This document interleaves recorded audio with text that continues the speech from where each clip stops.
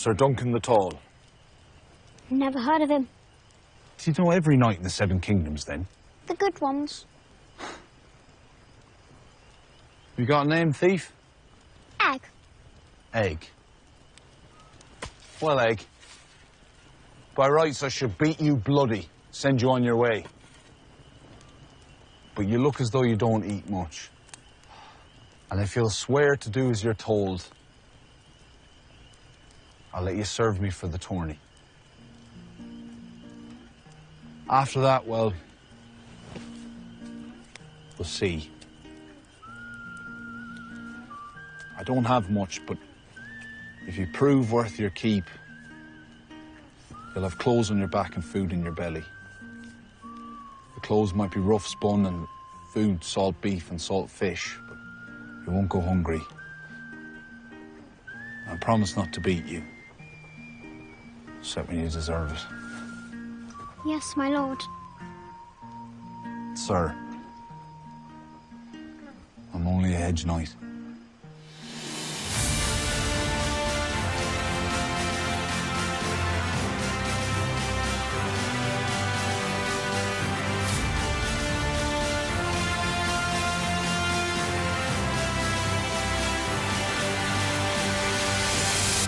Welcome to the Unreal Hour.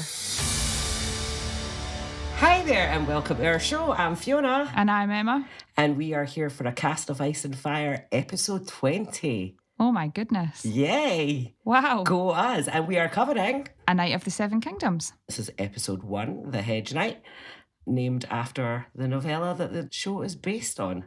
So let's just get straight in because this was absolutely great. What did you think? What do you think overall, having recently read it? Well, one of the things I really liked about it is the difference from a lot of the other Westeros stories that we have had in the past. Definitely.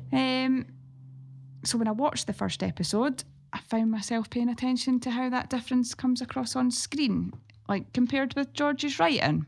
Yes. So I'd quite like to dip into things like the casting. Oh, definitely, yes. The locations. Fabulous, but good to be back in Belfast. The time period, and how we meet the characters and the dialogue. So these are kind of basically all those things that bring the story to life, isn't it? Absolutely. So it was directed by Owen Harris and written, of course, by the fabulous Ira Parker. And I think it was fantastic. I think it was really, really, really well done. As somebody that's been a fan of these books for a decade, it was everything I hoped it would be. I always, in the back of your head, when you're still mid-Game of Thrones and you've just read these wee novellas for the first time, there's always this little hope in the back of your head that one day maybe these could be developed. I thought maybe movies, but I actually like that they've done it as a TV show. Yeah, I mean, it's a nice wee short story. It's 6 episodes. I think it's just the perfect length to get the full story. So, what do you want to dig into first? You had a wee list there. What was the... Well, let's go for the opening scene because it was really great. And I like the open with a burial. It sets a quieter, more grounded tone than we usually see in Westeros. Yeah. Immediately you have questions. You're sort of, what's going on here? What's going on? There's like... It's nice. It's kind of small scale, personal, reflective rather than epic. Yeah. I love that. Look, I mean, the opening line is, I don't know the right words. It just sums Dunk up in a nutshell. Not knowing the right words. That's him to a T. I don't know the right words. Ought to be accepting here.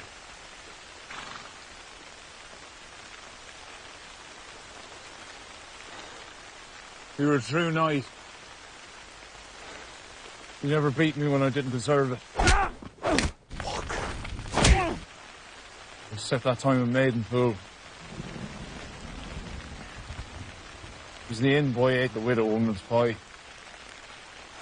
Not me. I told you. Why, you?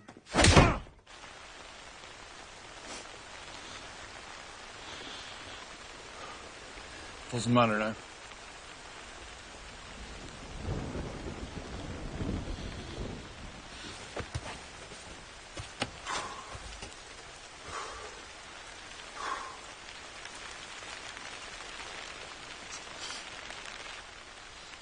I'd leave your sword, but it would only rust in the ground.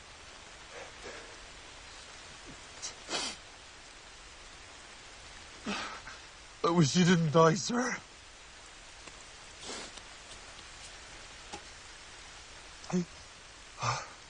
I'll take good care of the horses. And I just think that, but the whole scene really, it sets you up for who this guy is. First of all, I don't know the right words. Secondly, the fact that there's no one there. It's just him And the a horses. few horses. Yet he still felt the need to say something. You know, I don't know what to say, but I know I need to say something to mark this, because you were important to me, and you were a great knight, and you deserve a send-off. And it just shows you his heart right from the word go. And so that was what I loved most about the scene. So I quite liked him talking to the horses. That's fabulous. I think it's a great way to get Dunk's thoughts off the page. Yeah, it kind of shows his isolation and inner thoughts. Yes, great way to get that inner monologue out. Totally, yeah, it sort of shows his kindness and slightly awkward nature. Yeah, and they're like, and it's a rapport. Like I often felt like there was moments. Sweetfoot's the white one, isn't it? Yes. Yeah, because the chestnut is chestnut and then thunders. Yeah. So Sweetfoot, there's moments with Sweetfoot and he's talking and it's like Sweetfoot shaking his head. It's like they're having a conversation. And I love the way that it's like, don't snort at me like that. In fact, my favourite moment with Sweetfoot was when he says, well, we could go to King's Landing or Lannisport. Yeah. It's like, we're going to the Lannisters. No way. So yeah, really touching, these scenes with the horses and the conversation, and yeah, it's just a brilliant opening to a character, isn't it? Yeah, and then there was this epic moment where the Game of Thrones title music starts. Oh dear, yes. And I'm sitting there going, oh, brilliant! Oh, we're getting the theme, Yay! we're getting the theme. And then it cuts to the tree scene. Okay, so there's an inside joke there, and it's like, this show shits all over Game of Thrones. That is what they're trying to say. There is a dig there. There is a very definite, subtle dig. I mean, at the same time, it's still HBO. It's still, still the same company. Speaking of which, did you notice that Ryan Condal was an executive producer? I did notice that. Yeah. Forgot to look into that, actually. Like, what did Ryan do? I'd like to know. We'll maybe have some answers on that for next week, actually. I'll have a wee look up. But yeah, they are actively involved with the other shows. But it was a statement. It was this is not Game of Thrones. This is not House of the Dragon. Yeah. This is not about kings and queens and castles and bloodlines, which is what we usually get in an intro. Yeah. A story about a simple man with a dodgy tummy. It fits his rough, unromantic reality, doesn't it? It really does. Sort of how unglorious his night situation is. So, Peter Claffey, is it Claffey, I think. Claffey, that's it. Peter Claffey was absolutely fantastic. The cast in there is fantastic. It is fantastic. He was a former rugby union player. I did not know that. Or did Yes. I? I don't know. Sometimes I know things and then I forget them. That's what we have the wine for. Yes. I don't know any more than that. No, I don't know much about him, to be honest with you, but the casting was brilliant. I saw the first and I'd really seen him apart from in the still shots from like on set and things like that when they were filming, was after at Comic-Con when they released the trailer. Right. And I saw the panel with him, Dexter, Ida and George. And I was just instantly drawn to him. He's just such a great guy. And him and Dexter have this amazing chemistry going on. They're just, I love the banter between them, and it immediately just warmed him instantly. But I'm now, interested, for you, mm-hmm. Are they how you imagined them in your head? They are for me, but I'd already seen them, so I wonder if that's skewing my perspective. I mean, yeah. Without getting it down to exact facial details. But yeah, he is how I expected him, with 1,000% for Dexter. He just nailed Egg. I think George said he just jumped straight off the page. Yeah. And that was a compliment he'd given Dexter himself. And I thought, oh, that's lovely, because he really did. He was absolutely embodied Egg for me. And yeah, Peter was absolutely how I imagined Sir Dunk, minus the detail, if you know what I mean. I like that. Like he's not as tall as Dunk. Dunk's supposed to be near 7 foot. He's not quite as tall. I think he's 6'6". So I wondered what they were going to do, like how they're going to maybe play with camera angles and stuff like that to make Dunk seem like he towers above everybody. Short actors. But yeah, I think they just went for short actors, to be honest with you. More on that later. But I think this is the thing as well. He Dunk thinks that he's inconspicuous, right? Because he's no one, really, and he thinks he's inconspicuous, but because he towers above everybody, people notice him. So then people speak to him. And this is how he finds himself in these situations where he's hanging out with the cool kids. asking him silly questions. I know, for sure. But we'll get to that. Definitely. So yeah, absolutely loved Peter and as Dunk. I think he's nailed the character completely. He's just so authentic, and he's sweet and kind and a bit thick, but he's smart in his own way as well, as we will learn going forward. He has his own kind of smarts, but I think it's his integrity. Yes, it is. He has a strong moral code, and he's very true to it. He totally embodies what it means to be a knight, what he has been taught being a knight means, and tries to live up to that. So, he's a great character, and one of my favourites out of this world, to be honest with you. And if it's any of you that I've listened to our House of the Dragon podcast, you'll know that I'm hashtag Team Smallfolk anyway. So, so here we go. This is truly a tale for the Smallfolk. So, what else have you got there in your... The filming locations. Well, yes, back in Belfast. Absolutely. And it absolutely feels like we're right smack in the middle of Westeros, because we've come to associate those landscapes with Westeros. I watched the big Game of Thrones binge on Sky Atlantic in the lead up to A Night of the Seven Kingdoms. I think it was on for about 9 hours. I started about 8 o'clock-ish or something. I made it to about 1 o'clock in the morning, and I was like, no, I need to go to my bed now. I have a fever. I'm absolutely shattered. I can't do it anymore. But there were some great scenes. This was sort of end of season 5 into the beginning of season 6, which is, I was shouting at the TV a lot, I'm not going to lie. Now that I've refreshed myself on a lot of this story compared to when I saw season 6, and I was picking holes everywhere, but still enjoying lots of it too. And yeah, there was a lot of Belfast scenery in there. So the second we get into A Night of the Seven Kingdoms, it just felt right. So what notes have you got about the scenery there? So it was more that the opening scene is at Hen Mountain. Oh, you went into detail. I did, because I do love a location.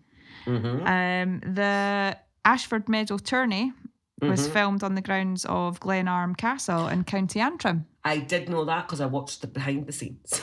I didn't have time to watch that, but I'll get to that. Very good. Very, very good behind the scenes. I thoroughly enjoyed that. It got me all hyped up again. And I just watched the episode, and then I'm watching this behind the scenes, and I'm like, oh, I'm getting all those rushes again. I want to talk about that and talk about that. No, I can't remember any of it. So they used Myra Castle. I'm not sure what for yet, because I don't think we've seen that in this episode. And they used Titanic Studios. Mm-hmm. I did read an article about how happy... There's been some extras that were used on Game of Thrones that have come back because they're locals. Yes. And they're just so chuffed to be a part of it. So that's one of the things they mentioned in the making of that. A lot of their crew as well were people that worked on Game of Thrones, and they said that it felt right to come back there because these people already understand the world. Yeah. So to have the old Game of Thrones crew working on it. Oh, that's really nice, isn't it? Yeah, definitely. And extras, of course. If you've ever seen, there's a wee behind the scenes documentary that came out at the same time as like the season 8 finale. And it showed you some behind the scenes stuff of filming and everything. It was I don't know if it was a 2-parter or something, but there was this one particular Irish extra that they followed through this documentary quite a lot. He was really, really cool. You should absolutely... I wish I could remember the name of that. I might drop in the name of it, and while I'm editing, I'll look it up and I'll drop it in the edit. Yeah, that would be awesome. Hi, this is Fiona in post-production. That documentary was called Game of Thrones: The Last Watch. Check it out. So yeah, worth a watch. You see the hard work that these extras do. I think it was a Stark. But yeah, worth a watch. Anyway. So what have you got on the time period? So the time period, I actually did the maths. This is your wheelhouse. This is my wheelhouse. So this is this whole 100 years before Game of Thrones thing is so confusing because it's not. It's like they're saying it's right in the middle. It's not quite. It's about we're talking 80 years after House of the Dragon, and we're talking 90 years before Game of Thrones, because Game of Thrones starts, I think it's like around 298. Something like that. I know that a couple of books into the story we're at 300 AC, right? Egg is born in 200 AC. So therefore, an egg's about 10 by this point, I would say. So it's got to be 210. So that makes it 90 years before Game of Thrones. And also, Maester Aemon is 100 years old in Game of Thrones, and he's older than Egg. Yeah. So it has to be, like 100 minus however old they are at this point. So yeah, we're talking just maybe 89, 90 years before Thrones. So what we're going to find as the story progresses, as if we definitely, by the time we get to season 3, for sure, we will be starting to meet some young characters who are old in Game of Thrones. Right, okay. And it's interesting to see what's going to happen as this progresses, because we now know that George has handed Ira outlines for a dozen more stories. And I believe that George always wanted to take this right through their lives. So I think, as much as they're fabulous, I think don't get too attached to particularly Dexter, because in a couple of years' time he may be recast. Right, okay. He's 11 at the moment, so I suppose it'll depend on how... I think they're okay at the moment because they waited so long to release it. Mm-hmm. So he was 9 when he filmed it, and he's 11 now, and he's supposed to be 2 years older in the next book. So that if they film this year, he's going to be spot on. The next one they'll probably get away with in that, and that's all George wrote. So what is supposed to be next is the She-Wolves of Winterfell, I think, is supposed to be the next story. So we're going to get to go back to Winterfell if we make it to season 4. Well, I mean, depending on his genetics, I know that when my son got to 16, he just grew like a weed into a man. So you never know. Well, speaking of genetics, we know it is as good as confirmed that there are descendants of Dunk in Game of Thrones. Oh. Right. Number 1, Brienne. I knew you were going to say that. Yeah. And there's a lot of parallels, by the way, with Brienne and Podrick and Dunk and Egg. Yeah. Right? That is deliberate. But there's a moment in Game of Thrones to hear Brienne's lost her shield, and she gets a new shield, and she decides to have it painted. Is this because she has to leave all her shit when Catelyn's like, bitch, we need to go? It might be. Because I think that was yesterday. Renly, the shadow comes. Renly's like, ha ha ha. It could very well be then. Then they come in, they're fighting with Brienne, he's dying, and then Catelyn's like, whoa, wasn't her, it was a mad shadow. They're like, you're fucking off your head, Lady Stark. And then they're like, they go away and she's like, get your shit. We're fucking going. Yeah, Yeah. but I need my sword and my armour and everything. Fuck it. You didn't need it. You're going to get the blame. Now, you've Let's read go. this recently. Yeah. So, yeah, I'm going to take your word on that. And it sounds plausible that is when this happens. She definitely said to her, leave your shit. Right. We're fucking going. Well, if that happened, then that's probably it. So then later on, she goes to get a new shield painted, and she gets it painted based on one that she sees in her father's armory. Okay. So this is your clue, right? That there's a connection between Dunk, because the shield is Dunk's shield, not the one he's carrying about at the moment. The That's one he Sir gets Arlen's the lassie to shield. paint for him. Yes. So, the Dunk, obviously that's Sir Arlen's sigil that is on that shield. Dunk has to get a new sigil, and he designs his own. We'll leave that to happen on screen for you. But later on, Brienne has the same shield based on a memory of a shield that is in her father's armory. So there's one of your clues. And then there's the Brienne and Pod stuff and everything. But this has been as good as confirmed by George without him actually saying Brienne is Dunk's descendant. If he doesn't stop calling her Brienne, I might have a fucking heart attack. Who, George? No. What's he called? Our narrator. I always forget his fucking name. Oh, Fucking patired man. Roy Dotrice. Roy Dotrice. Roy yes. Dotrice needs to stop saying Brian. Brian. Fucking Brian. But Roy's one in a million. Roy, fun fact as well, I'm sure we actually mentioned this on a previous podcast, but Roy Dotrice is actually in season 2 of Yeah, we did. of Game of Thrones. He's the alchemist guy that makes the wildfire. Because my plan is to look out for him. So where were we? That was a bit of a tangent, wasn't it? It was. Oh, that's where we were. Sorry. Other characters that are heavily hinted at is Hodor, Oh, wait, how? Old Nan. The theory is that Old Nan and Sir Dunk had a wee fling. That'll be the She-Wolves of Winterfell. Really? Yeah, but when she's young, obviously. Not in this episode or like the first book. No, not in the it'll be Hedge book Knight. 4 that doesn't exist yet. Right, okay. But it's heavily hinted that Dunk is a descendant. No, sorry, that Hodor and Brienne are both descendants of Dunk. Not like a couple of generations removed, but they're just descendants of Dunk. And hey, half man. Do I look like a half man? Half giant. half man, half giant. Love that line. So, and the other ones, which are more loose and less evidence for, is the Mountain and the Hound. That's more fan theory than it is heavily hinted. That's just because they're tall. That's. You're just picking tall characters now and clutching at straws. The Hound is supposed to be very tall, but the Mountain is supposed to be a 7-foot giant. Yeah. Much like Sir Duncan. So I wouldn't like the Mountain to be his descendant, to be fair. No, because he's not cunt. he's a bad man. And the Hound's only slightly better. Actually, no, he's a lot better, but he's still bad. You know what I mean? The Mountain's just exceptionally bad. I know where I am in the book. Where are you? Theon's took Winterfell. Oh, you're at the bit. I need to catch up. I fell behind. I was way ahead of you. I was waiting on you to catch up. Now you've overtaken me. And Arya she's used 2 of her 3 kills. Ooh. And She's definitely used 1 of her 3 kills where I am. Right, we'll save this for Clash coverage though. We digress. We do digress. So there are so many similarities though.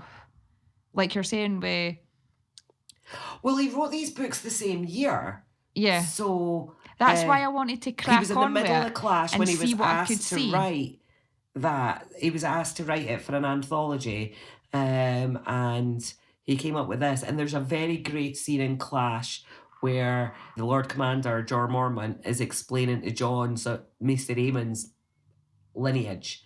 And he goes through maybe a couple of generations from his granddad, King Daeron, who is king at the during Dunk and Egg, and his children and then their children to get to Aemon. And yeah, you could just tell that this is where George was really planning this all out. So yeah, there's a strong connection. George's head was in the same place when he was writing both Clash and Dunk and Egg, or the Hedge Knight originally. But I think the Blackfire stuff that I think that maybe came later. He really gets into that much more into the Sworn Sword. But these are conversations for later once you've read it. Yes. So back to Dunk and Egg. Yes. So we were talking casting, right? So our main characters, they're absolutely fabulous. Who was the next person that we came across? What was the next thing to have? So Dunk goes to from his he goes to the inn. He goes to the inn. Yeah, I really liked the innkeeper actually. She was pretty cool. I liked her attitude. She's never known war to change the price of eggs. Was it war? I don't know if that's the right word. She's never known something to change the price of eggs. I just thought that was a great line. Doug really thought about it there. And then we have the creepy drunk in the corner. Yep. He is not happy to have Dunk anywhere near him. Yeah. He said, I saw you in a dream, and whatever he saw in that dream, he did not like. And he saw Dunk as a threat. So this is straight out the book, but what I felt from the actor in the scene in comparison to Harry Lloyd playing him in the book is, I think Harry did a lot more sort of mopey and pathetic. Yeah. And he came across as angry and quite threatening. You know, like when you have a party and there's like that one guy in the corner that you're just everybody's side-eyeing because they think they might kick off. That's the vibe I was getting from him, but I didn't get that from Harry. From Harry, I got mopey, sad, drunk. So yeah, it was a different take on a character I've seen, but you're right, because in the book he had sort of wine stains down the front of him and was a bit pathetic and dribbly. Yeah. And he was very mopey. His voice was like, it's just one of the many fantastic voices of Harry Lloyd. I can't plug the audiobook enough, guys. Go and listen to it if you haven't. He's so brilliant. From there, so he meets Egg obviously in the way in, thinking he'd mistaken him for a stable boy, but we then learn in the next scene, which I have a clip of, that he's got nothing to do with the innkeeper. He's an orphan. He's an orphan, indeed. Let's hear the clip. Oi! My lord, You thief! I did not mean to offend you. Take that armour off you, now. And be glad Thunder didn't kick you in that fool head of yours. He's a war horse, not a Full boy's head. pony. I could ride him as well as you. Close your insolent mouth. I'm a knight, I'll have you know. You don't look to be a knight. What, all knights look the same, do they? No, but they don't look like you either. Your belt's made of rope. That's brilliant. Oh no, it's such a cute wee scene. Wee Dexter just puts him in his place over and over again. Or Egg, should I say. You can feel that he's clocking more than Dunk realises, and there's a real sort of sharpness to his wit without being cheeky. Well, he is being cheeky, but he's very sharp. He's cheeky, but he's always right too. Well, yeah. And I think that's what disarms Dunk every Maybe time. precocious would be a better word. Yeah, for sure. But it's such a great wee scene. And I like that moment, and Dunk throws him the coin, and then he's going, and he's like, "Yeah, sulk all you want. I know you'll pick it up when I'm gone." He doesn't. No, he's not interested. And you're like, what is going on with this boy? I love this wee moment between them. And you can see that Dunk's like, he's just channeling everything that he knows from Sir Arlen, and the way he is like, you know, give you a clout. It's like always constantly threatening to give Egg a clout, to be honest with you, as the books go on, but he never does, I don't think. Egg's really pulled on his heartstrings inadvertently by saying, my mother's dead. Yeah. So you're an orphan. Yeah. And then he's like, oh, you're just like me. Mm. And then he relates to him. Oh, for sure. Yeah, definitely. That was the moment. It's like, oh, you're an orphan. and then Yeah. suddenly he wasn't so mean anymore. But yeah, he leaves him behind anyway. He didn't pull on his heartstrings too much at that point. Enough to not give him a clout. Yeah, exactly. Considering he was on his horse and in all his armour. Yeah. He probably deserved one. So yeah, Dunk makes his way along to the tourney and goes to register for the lift. I for the really lists. like that scene where he's riding in, Yes. and it felt quietly intimidating rather than epic. You know, when Yeah. we normally see castles in Game of Thrones and House of the It's like Dragon, the magnificence, and you're Yeah. supposed to be in awe. but it's really from Dunk's perspective, which is, like quite intimidating. Yeah. So that I thought was really cool. And there's no epic music or anything like no aerial shots like we usually get. There's just a sense of, I hope this goes well. Yeah, yeah, definitely. Oh my God, boy, I think you're in over your head. So I love that he goes in to see Plumber, and then the first thing that happens is he cracks his head off that door. So funny. And it's just like, oh my God, the world was just not built for you, was it? Just a big clumsy oaf. Bless him. It does humanise him. It really doesn't it? does. It does. But I love the way Plumber winds him up. So let's hear that, because I've got that clip too. It's fab. Any night can make a night, it's true. Were there witnesses to your dubbing? Only a robin in a thorn tree. That's not what the Robin witnessed. Off the tongue, lad. Know what comes to men here who pretend at sacred oaths? I'm not. We hang you, naked, by your hands and your feet.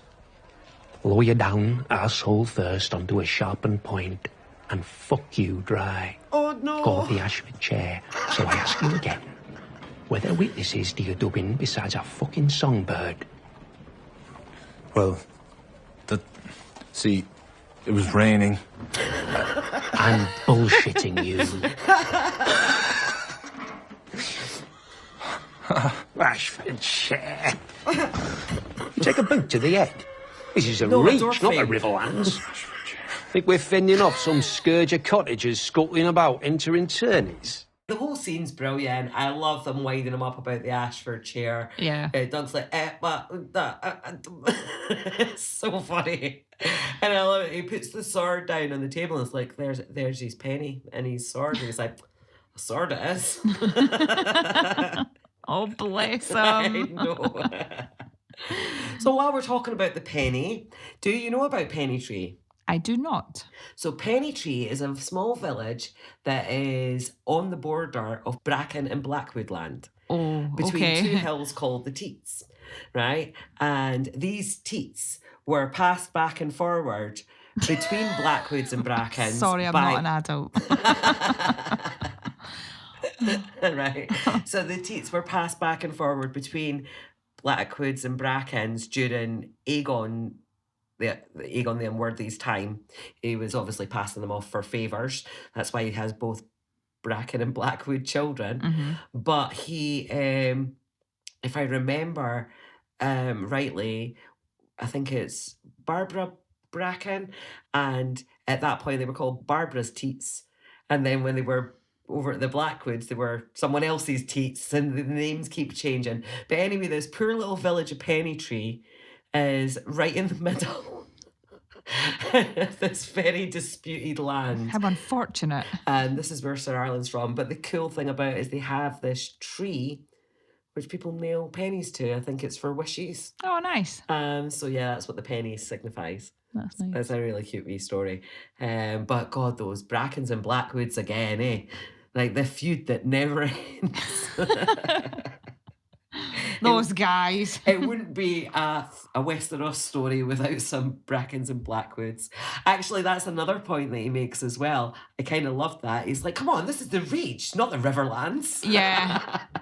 And it's funny because, like, it's quite true in the real world as well. You know, as a Scot, we know this. But the that the further north you go, like, people deem it more uncivilized. So if you're in the Reach, the Riverlands is the uncivilized bit. They're a bit barbarians up there. But then in the Riverlands, the Northerners are barbarians. And then when you get to the north, it's the wildlings that are the barbarians. And it's quite like that in real life as well, you know, England, Scotland. And then if you think about even going back to Roman times, the barbarians were coming from the north. Yeah. Yeah, it's always, you know, further north you go, the less civilized they get. That's because we've got to deal with the cold. Well, George did his research. He certainly did. He always does. He always does. But I love that moment as well when Dunk is telling the story of when he was knighted to Plumber. And I'm just like, TMI, Dunk. Yeah. You really, really doesn't need to know all the details of how your knighting went down. And that's one of those things in the book as well. And it's not a spoiler to say this because it's just completely unconfirmed. But you're always left wondering if he really was knighted by Sir Arlen. And I think that's definitely coming across in the show as well because he's over-explaining, just like later on with the Fossaways. What do you think? This is mine by rights, this sword. I don't think he was. I don't think he was. I don't think he was knighted. I think he had an idea, I think, when the sword idea. was in his hand and he said... And that Thrones music was starting. It fits my hand as well as it did his. And the horses are like, well, okay. So, no, I don't think he's a real knight. But we love him anyway. We do. We do. We back him and his lie. But... that was the other scene I quite loved as well. He always meant me to be a knight, and then you get the flashback, and he just says nothing. I actually totally forgot about the slap montage. Oh, the slap montage was absolutely brilliant. He never beat me unless I deserved it. Ba-doom, ba-doom, ba-doom. And then there's the other one, except that one time. And I never did deserve it, except that one time. And then it's he gives him the slap, and then his head bangs off the beam. Yeah. It's like, oh, that's a Syrian. And you see the wee boy. Who did it? Running off. Running out the door. And then bless him, he bangs his head on the way out, doesn't he? Of course he does, yeah. That's what I was loving during that clip as well. And he's like, did someone boot you in the head? And I was like, did you get hit in the head with a boot? I'm like, no, a door frame. Yeah. So good. So, and I love he goes, as he hits his head on the way out and he goes to go, 7 fucking hells, but it just cuts off at the fuck. Yeah. And it's like, you know the rest of that sentence. I love that it's just been a really sort of rousing moment for him. And he's like, what's it he says? Oh, great. Just before he bangs his head. He's like, I don't need... Oh, I shan't. I won't need the coin. Right, when he's talking about having to buy ransom back his armour and stuff like that, he's like, I won't be needing the coin or something along those lines. And then you think, good for you, Dunk, and then he turns around, bang. Oh, bless. Oh, he's just such he's such a lovable character. He is. He absolutely is. He's your absolute underdog. Right, that's why we're rooting for him so much. He's a total underdog. So. Where he goes from there, he goes looking for Manfred. What's his name? What house is he from again? Dundarian. Yes. Dundarian, yes, that's Purple it. Lightning. Purple Lightning, or lightning on a purple field. That was it. Yeah. That's it. The purple shield, purple background with the lightning. Who is trying to turn the world redheads. Apparently so. I found that scene with the sex workers was absolutely hilarious. Although I don't think they're just sex workers, because later on she was stitching some guy's pants for him. So I think they're just trying to make money any way they can off these tourney nights. Yeah. But they were hilarious, and I have that clip, so let's have a wee listen. Pardon, sirs. I need to speak with Sir Manfred. He's napping, sir. Wake him for a stag. Oh, yeah. I don't have a stag. What kind of knight don't got a stag? It's a hedge knight, ain't it? What? It's like a knight, but sadder. No, I'm not It's got to sad. sleep in the hedges because no lord will have it. Oh, that is sad. And Sir Manfred's fucked its wife, too. No, I don't have a wife. Because we're used to husbands coming round. Likes fucking wives, that one. Near as much as he likes fucking us. Told me he's on a mission to turn the whole world red. Well, we're already red. So we are. Well, when do you expect Sir Manfred to wake, then? It might want to try back at Evenfall. Nice introduction of those characters. They're quite funny. I like in the later scene with them as well when he's like, "You don't have to take the piss out of me," and they soften. Yeah, and they bit, so- apologise. yeah, and it was nice because they're just having a bit of banter. They didn't think they meant to hurt his feelings, but they really did there. And he wanders off feeling quite sorry for himself, and he's like talking away to Sweetfoot, and that's the moment when Sweetfoot's shaking his head like he's having a conversation. I suppose also the casting, the only issue with the casting is that Dunk is supposed to only be about 17 years old at this point. Mm-hmm. So he is still a boy. He is. So Yeah. I mean, his age is kind of ambiguous. I think I think at one point he thinks he's 16, but he's not sure. yeah, in the book it says he could be 16 or 17. Yeah, that's right. But he doesn't even know himself how old he is. Yeah. That's sad. Bless him. So you got Next any we other meet notes? next we meet Sir Stefan. Oh yeah, yeah, absolutely. Stefan is a fucking wanker. Bad apple. There's lots of apple jokes. How many Yeah. apple jokes an episode do you think these guys can get? Because there was quite a few there. Yeah. It was he's rotten to the core and knock the seeds out of him. Further up the branch, I think it was. One of the top branches of the apple tree or Yeah. something like that. Yeah. So yeah, there was quite a few apple jokes in there. It's like, how many can you come up with for the rest of this season? That I'd should be a quite- drinking game. Oh, absolutely. Let's make that a drinking game for sure. And again, the sword is mine by rights. Like, that's a weird thing to say. Yeah. Yes, again. And you wonder why we don't believe you were knighted. And it's another moment of poor Dunk. It's just because he's tall. I know. You, come here. Bye. Oh, really? Why?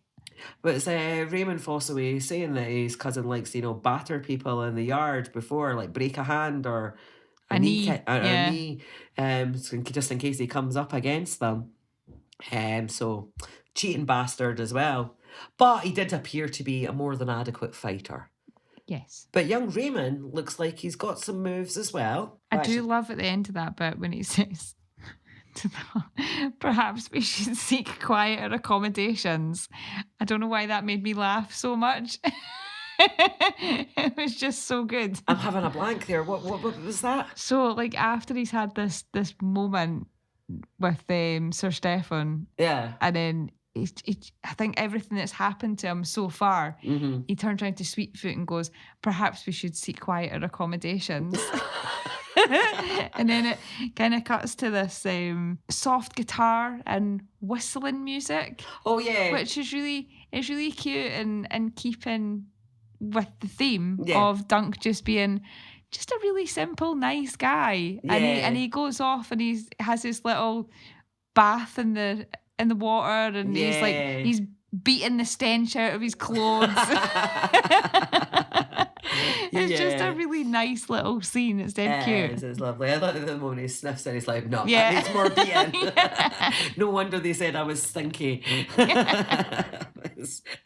And that's it. It's like fucking baths are the last thing on his mind. He's just, looking for a place to put his head down. But yeah, a lovely little scene that they had there as well. That came up in the in the making of, where they were like wanted somewhere that obviously had a river and a place that they could set up the tourney, but also a castle in the background. And they're like, how are we going to get all these three things? And then eventually found this brilliant little place. And what a beautiful little scene. It was when, lovely. When Dunk comes round the corner and he sees that little tree that he's going to be sleeping under, and he's like, oh, this is home. Yeah. It was very, very cute. So love that. Then, of course, he heads back in to the tourney and he gets the puppet show. That was not what I was expecting. From the puppet show? Yeah. I expected something smaller scale. Yeah, certainly from the book perspective. Yeah. I mean, I wasn't surprised. By the time we watched it, because we've seen the trailer so many times, Yeah. I knew what was coming. But yeah, when I first saw this in the trailer, I was taken aback because they were like marionettes. In the book. Yeah. So I like, well, if we can't give you some CGI dragons, we're going to give you a badass puppet dragon. Yeah, this was full on like sticks holding up these guys. This was I know, and the strings. people, the crew in black, trying I'm to sure I went blend to in. pantomimes in the 80s that were like on a level with this. Sure. Yeah, absolutely. No, the puppet show was fantastic. And Tansel had absolute amazing presence there. I loved her little monologue. It was very, very cute. And talk about love at first sight. Oh. It was very, very cute. He was just instantly smitten with her, wasn't he? She's not as tall as I thought she would be. Well, yeah, I mean, she's known as Tansel Too Tall. Yeah. But I think to Dunk, she's just right. Yeah. That's it. So let's talk about the actual the play that was being performed here for this Mummer show. This was the story of Serwyn of the Mirror Shield, which is a folk hero from the Age of Heroes, funnily enough, who slayed the dragon Urax by sneaking up with a shield, and Urax could only see its reflection till the last minute. There is a story in Fire and Blood, but it's also told in A Dance of the Dragons by Tyrion. And who is it he's having an argument with about it? But Tyrion has an argument about somebody about this in the main story. And it's funny because it's another one of those Fire and Blood moments where the knight in question, in fact, I'm not going to name him because this might still happen in House of the Dragon. But again, it's one of those things that we don't know how it's going to play out because of the way George writes this shit. So this knight in Fire and Blood tries to replicate this story to get to one of the dragons. Mushroom says it was Cyrax. In the book by Grandmaster Munkin, The Dance of Dragons, A True Telling, Grandmaster Munkin says that it was Vhagar. So in one of those episodes that I watched the other night was Shireen telling Stannis, right before she's brutally murdered by her parents, she's telling Stannis about, this is what she's reading, the story of this knight who's replicating this thingy, but the dragon didn't fall for it and it didn't end well for said knight. But so the Mushroom says it was Cyrax, Grandmaster Munkin says it was Vhagar, and another source says it's Sunfire. Okay. So we don't know. We don't know how it's going to play out or whatever, but it makes sense that it would be Cyrax because this particular knight was a green. Okay. So for him to do that to Vhagar or Sunfire would not make sense. So yeah, it'll be interesting to see this scene replicated possibly in the next season of House of the Dragon. 2 throne shows in 1 year. We are spoiled.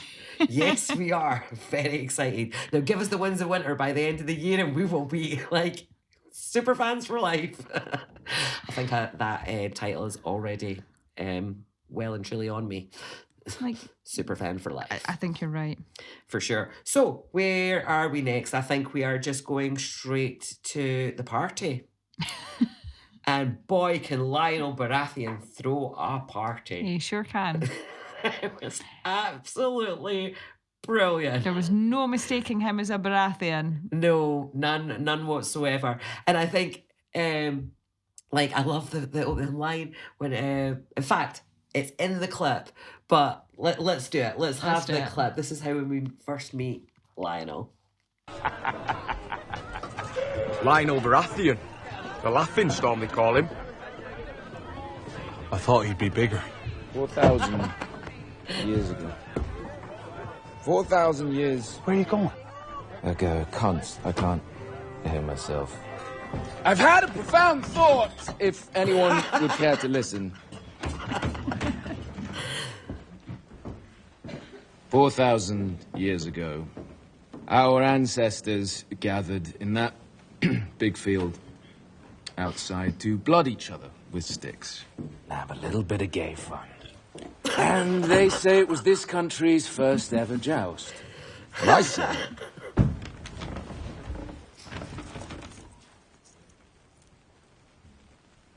What was it meant to say? We've all been that drunk.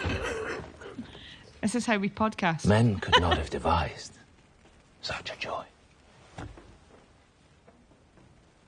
So who was it? Huh? Who was it? Everybody's getting so tense. They're like, I don't want to give the wrong answer. Fuck it. 100 gold to the man, beast, or god who sticks me best. Now eat your birds so we can dance.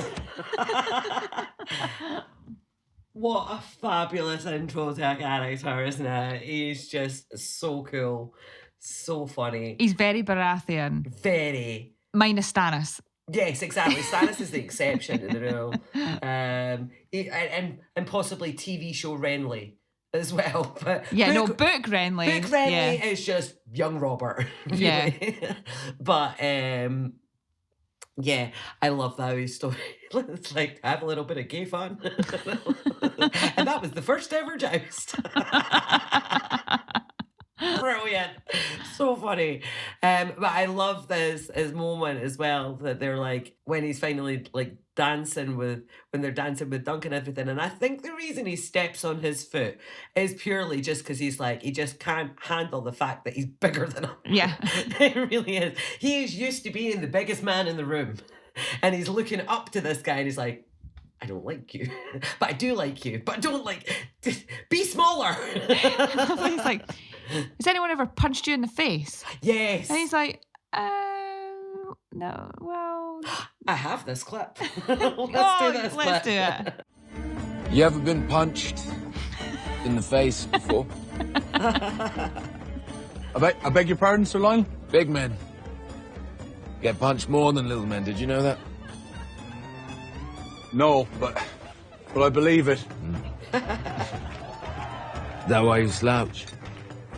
So you don't get punched.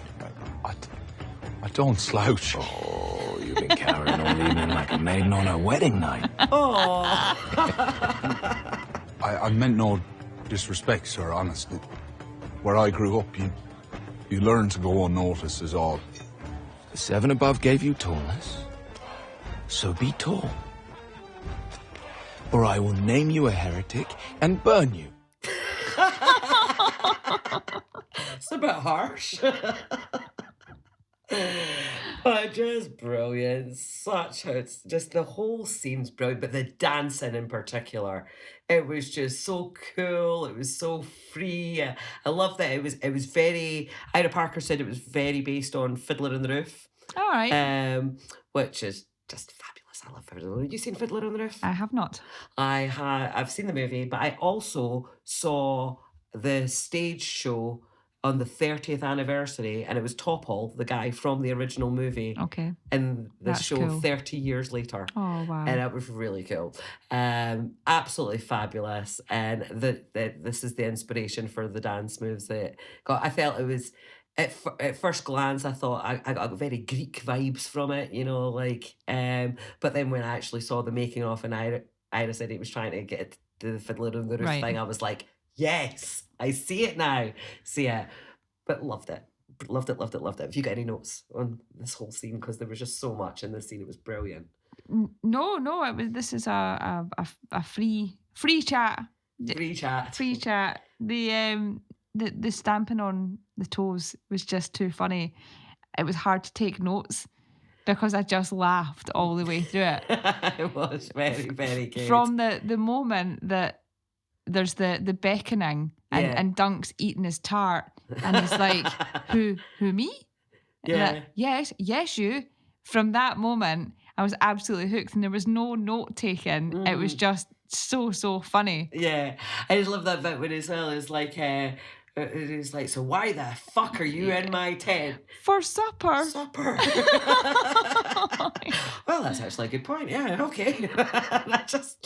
I love Lionel's reaction. He was just like, okay, that actually makes sense. No bother.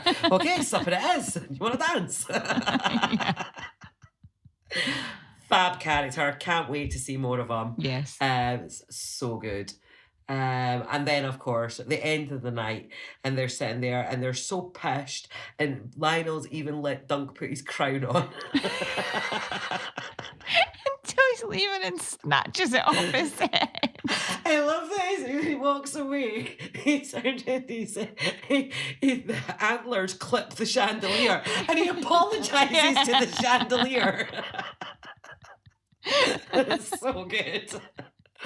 But last clip I have is their little meeting of minds while they're drunk. Oh. Yeah, it's best not to agonise. Is that the sound of someone snoring in the background? Yeah, I agonise a lot. Sometimes I think I agonise too much, and I just end up agonising over that. I'm quick and strong, sure. Sure. But so are you. Sure. Plus, you've trained sword and lance with the finest masters at arms in the realm. I mean, what chance do I have? Truly. Well, you have no chance.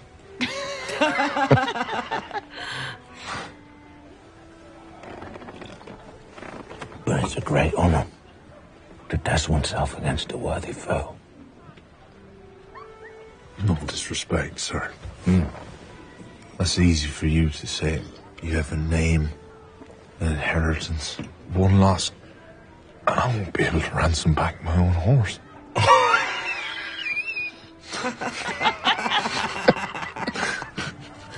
The night without a horse is no night at all. Aye.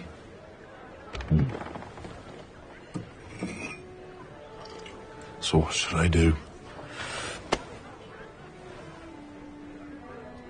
I don't know. I'm really quite drunk. I'm pretty sure we've had that conversation. What should I do, Emma? I don't know. I'm drunk. I'm going home. Don't lose, Dunk. Don't lose. Don't that was lose. the answer. That was Yeah. the answer. I think I actually shouted that at the TV at that I think I point. did too. Just Don't lose. That's the answer. So yeah, brilliant party scene. I think great introduction to all these characters. We also have that beautiful little moment when he gets back to camp with Egg, and I just thought it was just such a sweet scene. It was so good. Like it's the moment when he's saying to him that I'll give you food and I'll look after you and I'll never clout you unless you deserve it and everything. And it's the wee smile on Egg's face. Yeah. It's so sweet. He's like, he just so wanted to be a squire. He was just, that's all he wanted. He was so happy. He's just like, oh my God, he's going to take me on. I'm going to get to do this. This is what I've dreamed of. So sweet, so touching. So, any other thoughts? Any other notes? No more notes. Okay, no more notes. So, that means it must be time for our RIP section. So in this episode, we say goodbye to Sir Arlen of Pennytree. He was a man of few words. And he never gave Dunk a clout unless he deserved it. Except that one time. And at his burial, he felt like he weighed less than a bag of feathers. I think deep down, he did want Dunk to be a knight one day. I think he was maybe a man that was just didn't know how to show his love. I think possibly he told Sweetfoot Yes. She was his medium. In his life, he was a brave knight. He was wounded in battle. He taught Dunk sword and lance. And how to put behind a tree. And how to give an insolent boy a clout behind the ear. Rest in peace, Sir Arlen. Rest in peace, Sir Arlen. One day we'll make it through that without laughing. Oh, no disrespect, Sir Arlen. No, absolutely none. To be fair, though, I am looking forward to seeing more of him because he's not a character from the book. He's a character remembered often in the book. And I'm looking forward to seeing him through flashbacks. Oh, please give us more Arlen montage. Absolutely, for sure. So I suppose the last thing left to talk about is that trailer. Yes. So the trailer for the upcoming season, it didn't leave a lot out. Obviously, there are some major points of the story that it didn't give us, and those of us that have read it know exactly what they are. But for your average fan who is just tuning in, they really have laid out the story. So obviously what we know from the trailer now is that anyone that hasn't seen the trailer and doesn't want to know, tune out now. But what was laid out in the trailer is that obviously the Targaryens arrive, Dunk defending the honour of a beautiful maid, punches one in the face and gets dragged into a trial by combat. It will be interesting to see how this is depicted, but just from what I saw in the trailer alone, I feel like they're hitting all the beats that I want them to hit. It looks great. I'm very excited. This is everything I've ever wanted. Did you take any notes about the trailer? I'm just giving you thoughts off the top of my head here. I didn't write anything down. No, I didn't. I watched it yesterday. But yeah, everything you've said, spot on. Yeah, absolutely. I'm really looking forward to the rest of the season and the consequent seasons as well. It's looking like this might go long term. As long as the fans keep tuning in and HBO keeps funding it, we could be here for the long haul. Which is great because, as we know, House of the Dragon is only doing 4 seasons. Like I said earlier, we've got 2 throne shows in 1 year. Aegon's Conquest, I believe, is still on the horizon. We've the animated series with the Sea Snake to come. So there'll be plenty for us to cover in the coming years. So I really feel that what we're getting now is a true adaptation this time. And I think anything extra that has been added in only complements the story, like these flashbacks. There was some scenes in the beginning, particularly of the trailer, that showed what looked like a young Dunk on a battlefield, which could really only be the Blackfire Rebellion. It might not have been young Dunk. It might be Baelor and Maekar, because Baelor and Maekar were quite prominent figures. In fact, changed the tide of battle in the first Blackfire Rebellion. Mm-hmm. So it might be their flashbacks. But I felt it was Dunk because I think it was the same little boy that we saw. There was a girl talking at the very beginning of the trailer. She definitely called him Dunk. Mm-hmm. And so I think this was Dunk. Now, this is not anything that we got in the books, that Dunk was kicking around the battlefield after the Blackfire Rebellion, because it looked like it was after the battle. It's not something, this might be just something extra that they've decided to add in to give Dunk a little bit more of a connection to this history. Yeah, maybe. And if that is what they're doing, I do not object. I think it's pretty cool, actually. Yeah. So yeah, I'm really looking forward to see what's to come. I think they've adding in these little bits, these flashbacks and things like that. It just expands that story just that little bit more, because it's very hard to do a show through the perspective of one person. Mm-hmm. So flashbacks are a really great way of giving us the inner monologue, as we said at the beginning. So, yeah, I'm so happy, so happy. So going forward, guys, if you've got any thoughts or comments on the show, please feel free to send those in to us, and Emma's going to tell you how. So if you want to get in touch, head over to theunrealhour.com. You'll find all our episodes and social media links there. Give us a like, follow, or subscribe. You can also leave us a voice message. We might even feature it on the show, or just email us at talk@theunrealhour.com. And if you love what we're doing, you can support the show at patreon.com/theunrealhour for ad-free episodes, early access, and exclusive content. Or you can buy us a coffee at buymeacoffee.com/theunrealhour. Every bit helps to keep the show running. Thanks for listening. Until next time, Keep it unreal.